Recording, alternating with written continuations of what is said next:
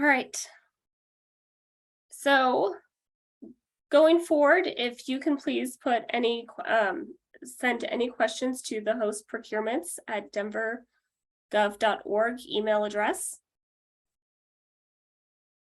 As you guys send in questions, we'll go ahead and make a list of those questions, and then we will respond to those questions. So the deadline to submit additional questions is October 18th. We will post all the answers to any of those questions that are asked on October 20th. And those, like I said, will be published. So I can take a moment and just have a couple of folks introduce themselves, if you guys don't already know.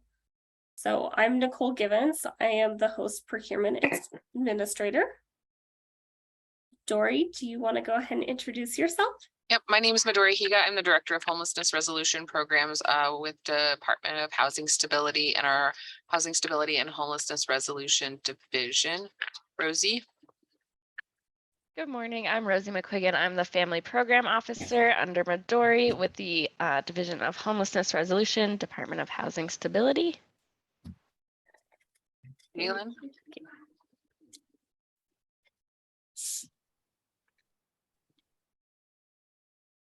And I know that she was joining through her phone, so she might have. Galen is our Rehousing Program Officer on my team. Thank you. And John, I wasn't sure if you were attending, but if you can go ahead and introduce yourself, please. Sure. Good morning, everyone. My name is John Looper. I'm the Operations and Contracting Manager at Host.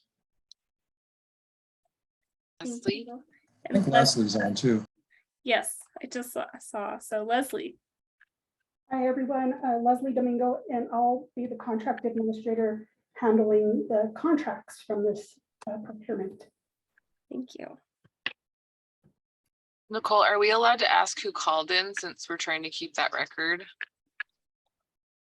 Yeah, so if anyone called in, if they could still use the chat feature. It's just a phone number. Yeah, so they would have called in. They're just like literally on the phone. They're not like on the app. Oh, I see. Yeah, please do. The person with the 309 number, could you share who you are? Hi, this is Mel Davis Campbell from Family Promise. Hi, Mel. Hi. Thank you. All right, so I'm just going to go through the schedule of events really fast. As you guys know, the RFP was released on October 5th, and our meeting today is set for 10:30. Our deadline to submit questions, like I mentioned in that last slide, is October 18th. The response to written questions will be on the 20th. All proposals will be due on the 26th by 5 p.m. And then our evaluation period and the award date is tentative, but currently we have it marked through October 27th through November 10th for evaluation, and award date around roughly November 21st. Just a reminder, just keep your self on mute if you can throughout this meeting. If you do have any questions, please use the chat function. We will also have a question and answer session at the end. So it's quite a mouthful on this one, but it's the Family Emergency Non-Congregate Shelter Case Management and Housing Navigation RFP. And it's really intended to address that current gap in case management for families staying in contracted motels across the city. There is a desired goal of increasing exits to stable or permanent housing and seeing a reduced number of families returning to homelessness. This one's kind of unique. It is dedicated to address temporary shelter needs of literally homeless households with a minor or dependent individual in that household. It also has an intensive housing focus case management, as well as those focusing on the crisis stabilization piece, which we'll get to in a second. So one key thing here is that client eligibility requirements, all households must meet that federal definition of literal homelessness and must have either a minor or dependent individual in the household. And I believe Rosie or Midori, would you like to go ahead and just give a little more description into that piece? I'm happy to. So we're looking at HUD definition of literal homelessness. So those category ones, in shelter, in an unsheltered situation, folks that are fleeing. Thank you. Mhm. So there are different portions that you can apply for. There is a set A and a set B. So case management and the housing navigation, you can go ahead and apply to that portion. And as you can see here on the screen, the case management team A would take care of both this crisis stabilization and this intensive housing focused case management. It's really broken into those two parts where the teams would be assisting in both directions. And then there's also a part B, which is the intake team, which you can apply for either B or A or all of it together.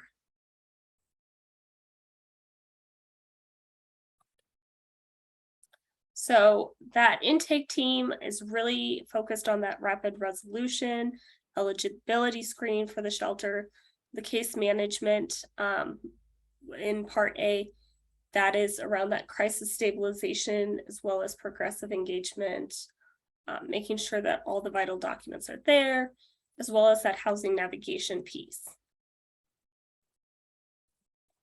And these things at the bottom just show that regardless of which you apply for, motivational interviewing, trauma-informed, harm reduction, housing-focused, nonviolent crisis management, solutions-oriented, and collaboration is required across all of those sections.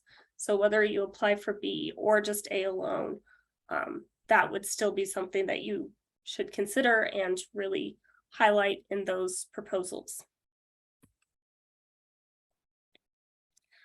So, and I apologize because I found out on SendGen we can't have visuals, unfortunately. So this, if you download the RFP, it will be in the actual RFP itself, this little table. And it is technically in SendGen, but it's not visually represented this way. But this goes over that short-term versus the long-term shelter. The up to 14 nights versus up to 90 to 180 nights. And then the key case management services provided in both the long and the short term.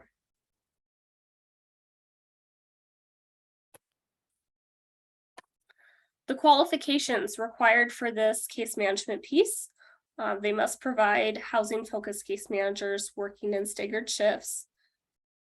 Case managers are expected to make in-person contact with households and work on site a minimum of 50% of the time and meet with households a minimum of once a week.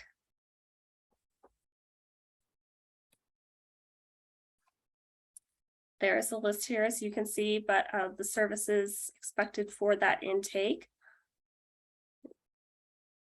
So the screening for the eligibility, making sure that they meet that literal definition of homelessness and the family status piece.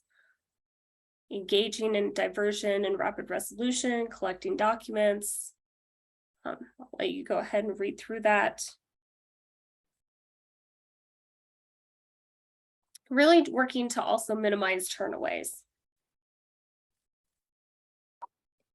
Just want to be mindful that we do have someone on the phone, so it might be helpful to read all the content on the slides. Thank you, that is right, I'm sorry.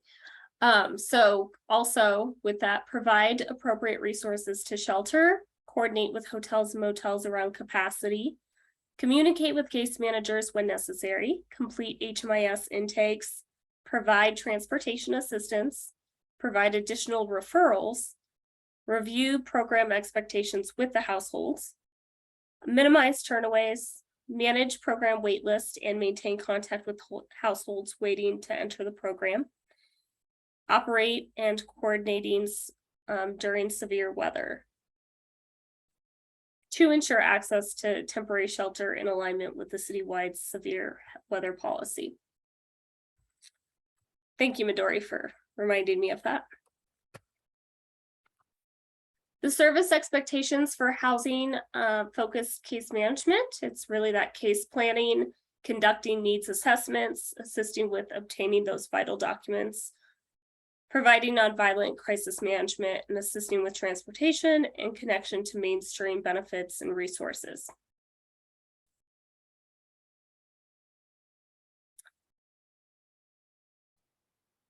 The service expectations for housing navigation team, they would support households in locating and securing appropriate housing resources in and outside the coordinated entry system One Home. That would happen by completing coordinated entry assessments, supporting the completion of applications and submitting all required documentation needed for move-in, locating financial and in-kind assistance for move-in, and landlord engagement. A housing navigation team is essential to ensuring all households have a path to stable housing.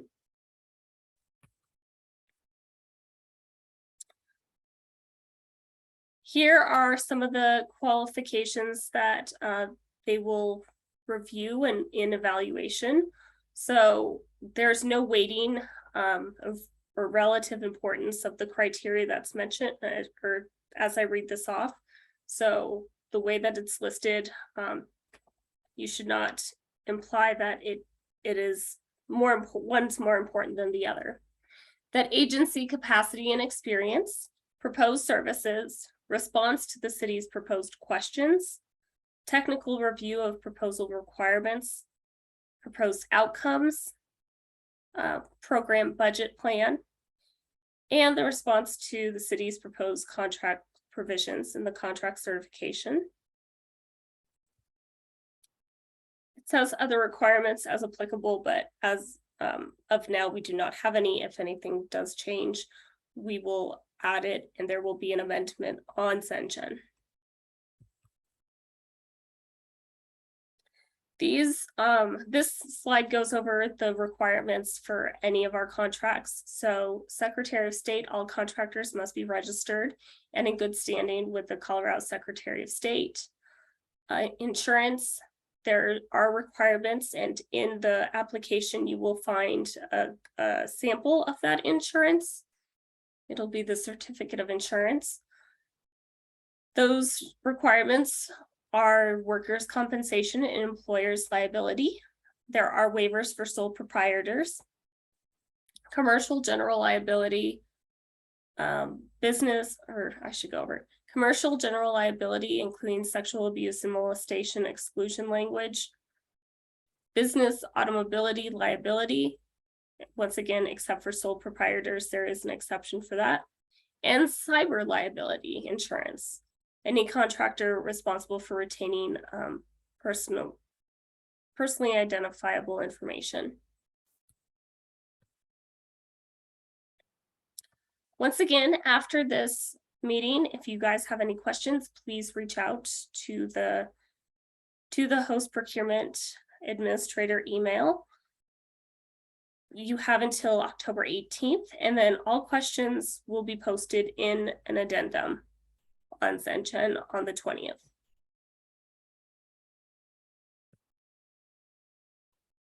And now at this time, you guys have the remaining time to ask any questions, and we will answer. If we don't have an answer today, we will find one, and once again, it'll be posted on the addendum.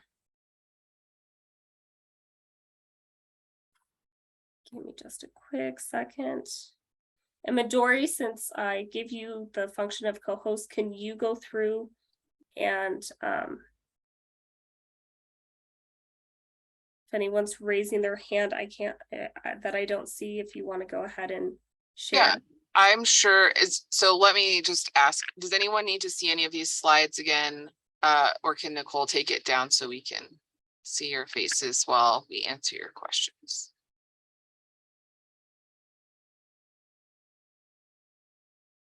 Okay. Cool. Perfect. I'm gonna type a question in the chat because it was posed to me earlier this week and I know that it needs to be answered and I said that I would answer it today. So it's really, where is the motel going to be?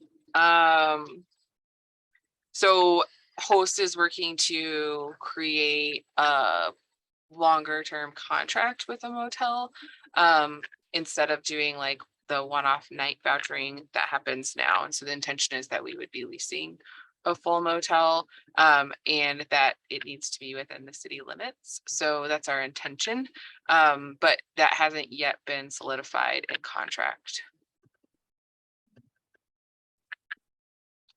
So. All right, the next question that we have here in the chat, it looks like just confirming there is not a sole housing option.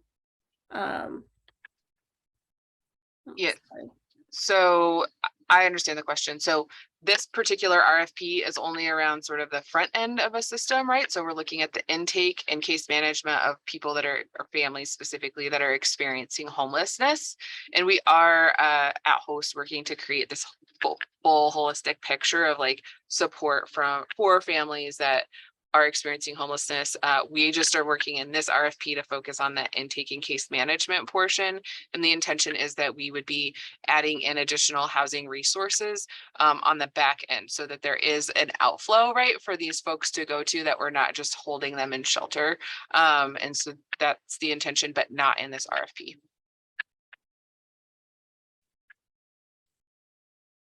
The second part of that question, and I just want to make sure that you feel it was answered by Midori's response, that the provider would need to provide both case management and housing navigation, correct? Yeah, if a provider is choosing to just apply for option A within the RFP, the case management and housing navigation, both of those pieces would need to be provided. You know, our learnings and understandings of how things have happened is that we can provide case management. There also needs to be this focus on getting people housed. And the intention then is that they have someone to help them navigate that system. And sometimes a case manager isn't as skilled as a housing navigator in those areas. So our expectation is that both of those services would be provided. The next question is the timeline as far as when this will get off the ground. Yeah, so we're doing this RFP now. I think that we have a lot of intentions to want to hope this would start January 1st. I imagine that we would start with a February 1st timeline.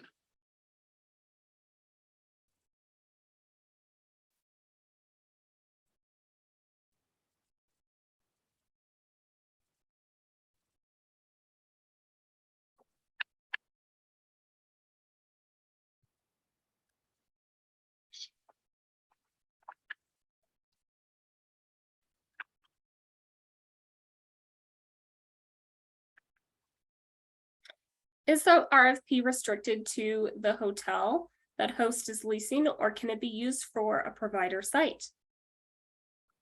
We haven't discussed it, Tracy. Our intention is to make sure that the support is being provided at the contracted motel. So we haven't discussed in conversation, like if a provider had their own site, what that might look like.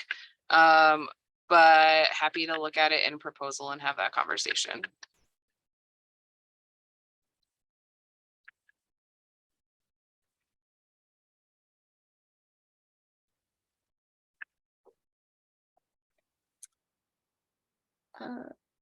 Hold on one second. Oh no, I apologize. I was trying to move up just slightly and it went all the way up. So I can only see part of the question, but it's.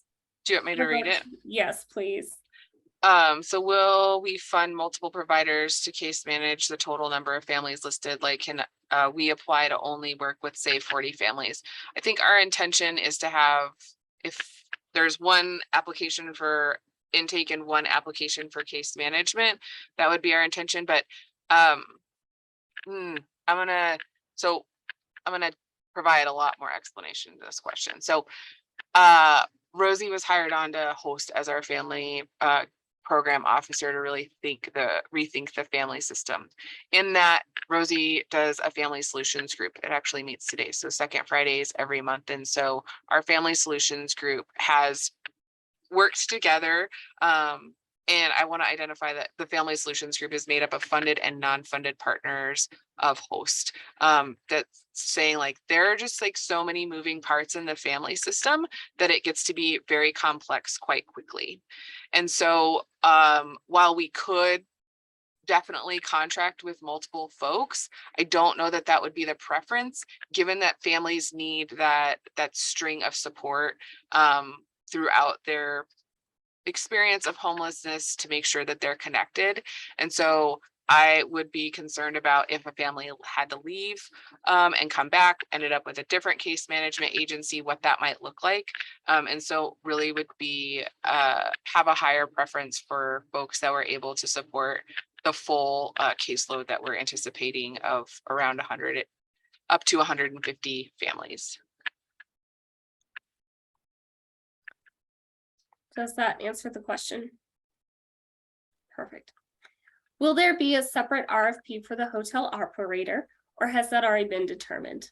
We have an an open RFP for folks that are interested in providing contracted motel services in conjunction with host. So that RFP is still available, and it should be on the same site as this RFP, but I think that we can link that for you all. So there's not an intention to complete another RFP in relation to contracted motels for host at this time. Give me just a second. I will put that link in the chat. Thanks.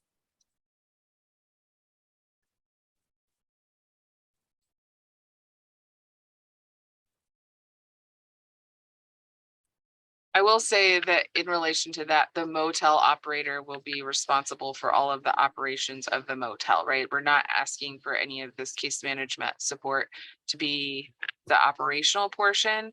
It's that the hotel operator would be in charge of like linens, cleaning, you know, if they offer a meal service, then that meal service is there. They like do a continental breakfast or whatever.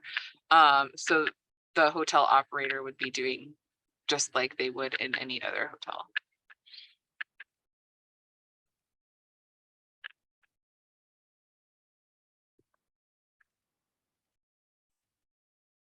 Will the intake team be housed out of different access points or at the motel? So that's up for discussion and could be written into your proposal. We are asking folks to explain their program model. We do currently have a number of access points where folks go to get into our vouchering locations. And that includes the Gathering Place, the VOA Mission, and Samaritan House. If we were going to take those off the table, I think that would need to be in transition, and we would need to fully understand how folks would find or access a different intake place or site, if that's in person, if that's virtual. So it could be a conversation as to where those locations might be, but needing to keep in mind that this program intends to serve the entire city, and so would need to be in a location that's central, accessible to folks, and mostly safe.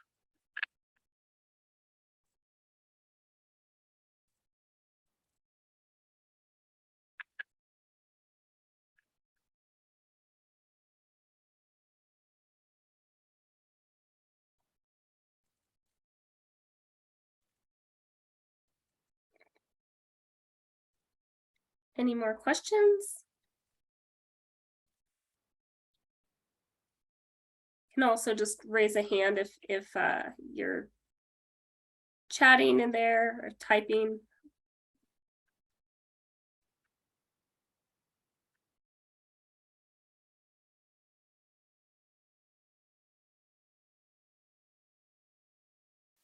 Okay, so it doesn't look like we have any for, oh, okay, perfect. I have a question about the use of one home and the finding solutions that are outside of one home, and what's that look like if someone does get connected to a rapid rehousing family resource that's with a separate agency? Or what does the case management housing navigation look like? Is that would that stuff be transferred to the resource, or would the team be doing the actual housing piece to that? Am I making sense? Let me reiterate, Matt, just to make sure. So I think you're asking if the housing navigation support is intended to provide case management once someone finds a housing resource? Is that the question? Well, right. Well, so if we're using one home and they're getting matched to a housing resource and it's another agency, is that So- our case management and housing navigation team be doing the? Yeah, so I would anticipate that we would want warm handoffs to happen. So if a family was selected through one home, referred to a program, and say the case, the motel support, the family non-congregate shelter support person would help do a warm handoff to whoever their then rapid rehousing case manager might be. So that would be the intention there. So there are not necessarily rapid rehousing or permanent supportive housing dollars attached to this. It would This be- RFP is only Right. for the front end for that intake and then case management and housing navigation. We are working on funding housing resources on the back end Sort through of different separately. means. Yeah. Gotcha. Okay. And those would be resources that would be specific to people that are staying in the family non-congregate shelter. That is very much host's intention to make sure that there is a string of resources So available that to those that is folks. the plan long term, but Yes, that's not necessarily spelled out right here. no, yeah. that's not, not yet. Good. Okay. I just wanted to make sure. Mhm.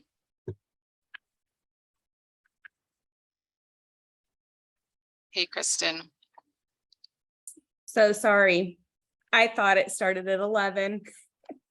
It's okay. I'm assuming this is question time. You are Yes. correct. And I have probably missed this and someone probably already asked it. So so if somebody did, then someone else from my team will fill me in. I noticed on number 3, minimum qualifications, it includes food and meals. Are we talking about full food and meals, or is it just supplemental food and meals to support folks? Supplemental. Okay. And then also, I saw that space is provided for the case management team. Mhm. What about IT support? Is that something that the vendor would need to, like IT access and infrastructure? Is that something that we would use Mm. the hotel for, or would we need to budget for installation and Well, we wouldn't install anything, right? I think that the intention of folks being on site isn't necessarily that they need to be there all of the time, but that we would make sure that there's space on site at whatever motel host contracts with that they can be on site and use that space. That has been an expressed concern in the past. And we would probably then ask for you all to, whoever the provider is, to tap into that existing structure and or hotspot if that is something that would be needed. But wouldn't be like building something inside a contracted motel for an agency to use. Does that make sense? absolutely. That's what I was Okay. hoping. Just wanted to Okay. make sure.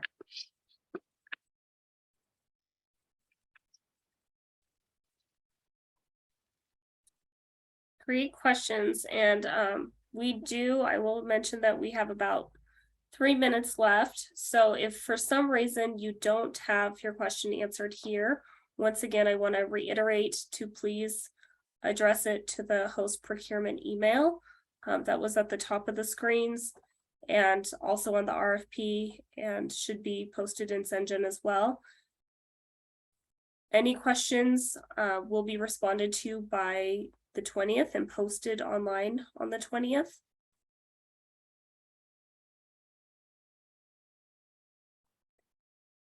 We do have time for probably another couple questions if someone wants to ask.